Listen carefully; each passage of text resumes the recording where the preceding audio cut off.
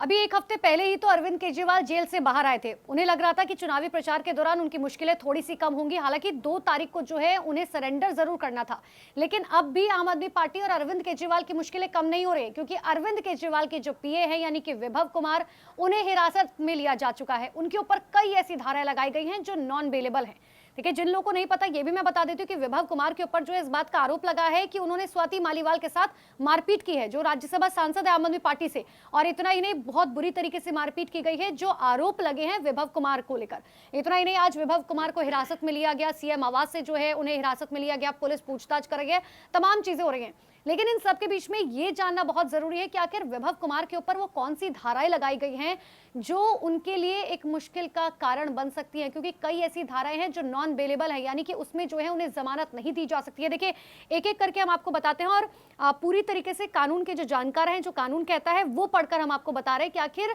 कानून क्या कहता है इन धाराओं के तहत। सबसे पहले आईपीसी की धारा 308 की बात करें, जो सबसे बड़ी मुश्किल बन सकता है विभव कुमार के लिए। देखिए, आईपीसी की धारा 308 के मुताबिक जो कोई भी ऐसे इरादे या सोच के साथ कोई काम करता है और ऐसी परिस्थितियों में काम करता है, उससे किसी की मृत्यु हो सकती है। यानी कि कोई भी ऐसा काम कर रहा है, चाहे अनइंटेंशनली कर रहा है या इंटेंशनली कर रहा है, उस पर 308 के तहत जो है मुकदमा बनता है। धारा 308 के तहत आरोपी को 7 साल की सजा या फिर सजा के साथ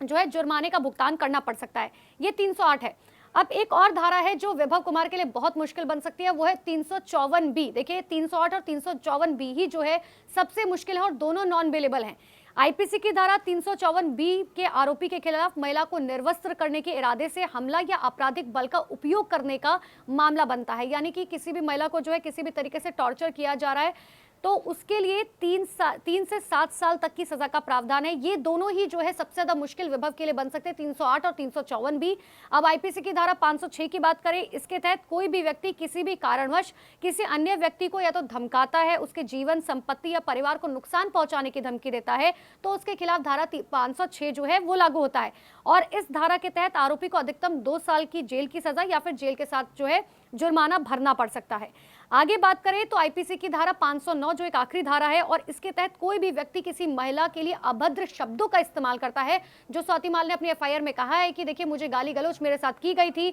या किसी महिला के खिलाफ गंदे इशारे करता है, या किसी भी आपराधिक इरादे से छूकर स्त्री को लज्जा को भंग करने की कोशिश करता है। जो स्वाति मालीवाल ने कहा कि देखिए मुझे इतना मारा गया कि मेरे शर्ट्स के जो बटन थे वो भी खुल गए थे, और उसी के ऊपर 509 के तहत पीड़ित की शिकायत पर मुकदमे की कार्रवाई की जाती है और इसमें आरोपी को अधिकतम 3 साल की सजा या सजा के साथ जुर्माना हो सकता है। हालांकि 509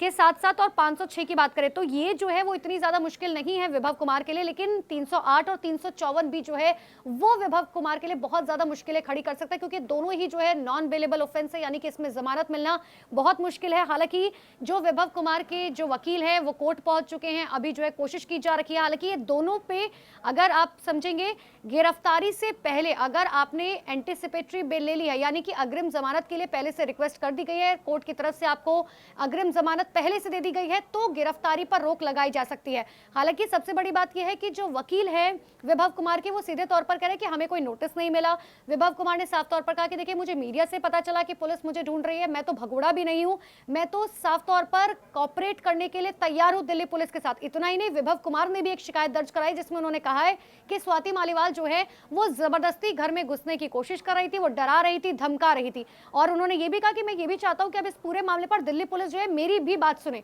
हालांकि इस पूरे ये जो चल रहा है फिलहाल, जो कार्रवाई चल रही है, इसका अंत कहां तक होता है, क्या विभव कुमार के ऊपर कोई बड़ा एक्शन होता है, क्या उन्हें रिमांड पर लिया जाता है, गिरफ्तार किया जाता है, इसके लिए थोड़ा सा इंतजार करना होगा।